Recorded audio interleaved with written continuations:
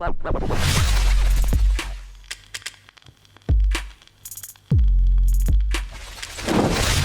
guys, good morning. What's up? Joe.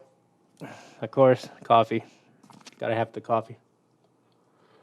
So last night, I did pause video on just Merry Christmas video and other stuff, same things, good stuff. I figured, fuck it, might as well do the same thing in my way, right?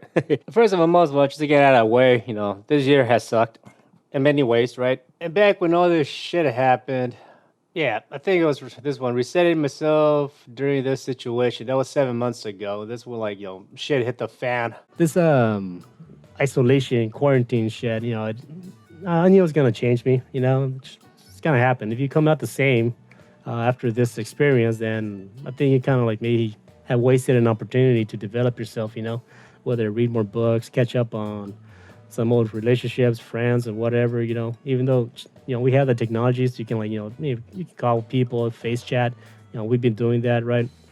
Taking this time to realize, okay, what is important and what's not important, right? Certain shits, right? Maybe going to the hair salon is not that fucking important anymore.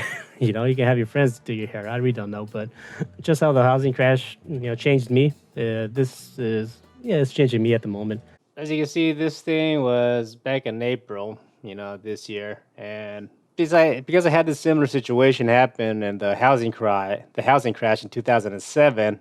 2008, 2009, those years were rough for us, and you kind of like it does set things in perspective where it's like certain things are not that fucking important. You start to develop priorities. That's for fucking sure, right? All of a sudden, that dream of mine of having an F-150 all lifted and all this other shit that came along with it, it became not that important anymore because, now it's like, you need to focus on taking care of the house, maintaining it, make sure you didn't lose the house and all this stuff, which we were close to happening, is losing the house, right? But, we did whatever we could to maintain the house, right? So when this happened, this fucking pandemic shit, yeah, we definitely had the worst fucking leadership for this. I'm not gonna lie.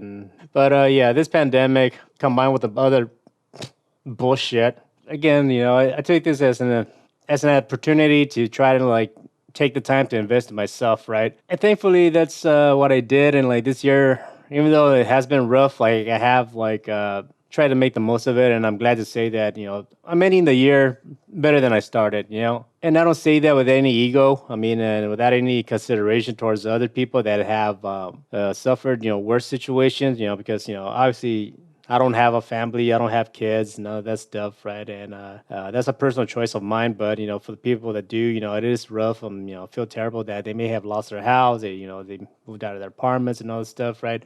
There's a lot of shit that it's rough, right? But there's a lot of shit that's definitely out of our control and out of your control, and trying to make the best decisions you can for yourself daily. It's very easy, but so difficult at the same time. It's easy to get carried away, right? And that's pretty much up to this point of the pandemic. I think it's happened to me in the sense me and my girlfriend, we got carried away and being very active on almost every week, close to almost every day, we had plans in one way or another. We were always going out, we're going to events, there was something going on all the time, and we're always going out and doing stuff, right? It's a cycle that kind of I got caught up in, right? And then when this happened, it was like, boom, everything got put on hold. So now it's like, okay, we were forced to stop and slow down. And in my case, I had to put certain things in priority. One of the things was basically my financial life, right? And start to prioritize that. So that's when I started to read more books on it and all this stuff. And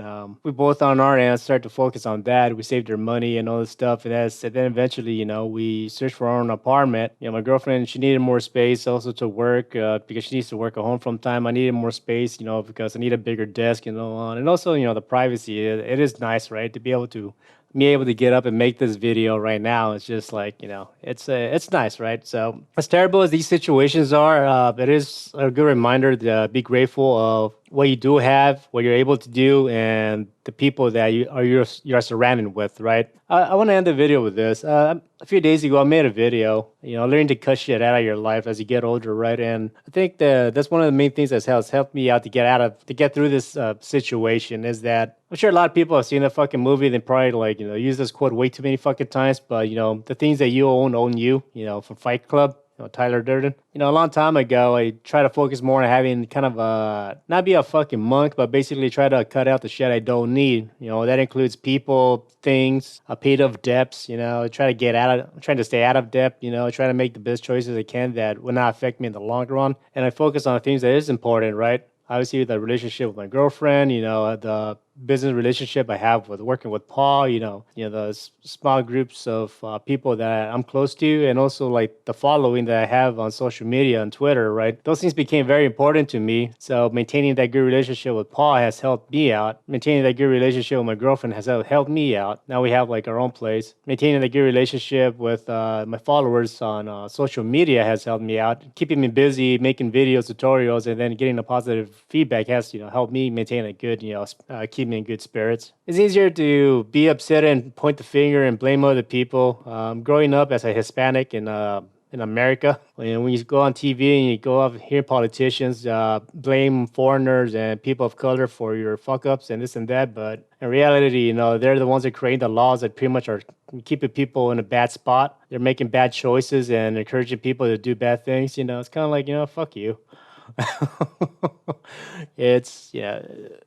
There's a lot of for crowds that are all about personal responsibility. They sure like to blame other people. I definitely don't want to get political in my videos, but whether we like to admit it or not, the choices of major fuckers do affect us. But for the most part, and in my case, I try to like create my own world around me, which no matter what they do, I'll be okay. And that's something that I've been working towards for the past, I want to say, since mid to early 30s. Something I kind of been working on is basically creating a lifestyle that no matter what the exterior situations may be, my circle of friends, my circle of family, my financial situation will not be affected, too much because, I created a lifestyle now that I'll be protected from that shit. And I think that's something that people need to learn to do is that, not expect, external factors to make your life better, but, create a circle around you to be okay. I want to end the video with that. Be safe. I hope your situation is not terrible. Value the people that are there to help you out. Learn to cut out the people that are not there to help you if you're struggling, and learn to cut out the shit that's holding you back. Basically, it's a good time to filter out the shit you don't need, right? So, I want to end the video there. Thank you so much for watching. Take care and peace.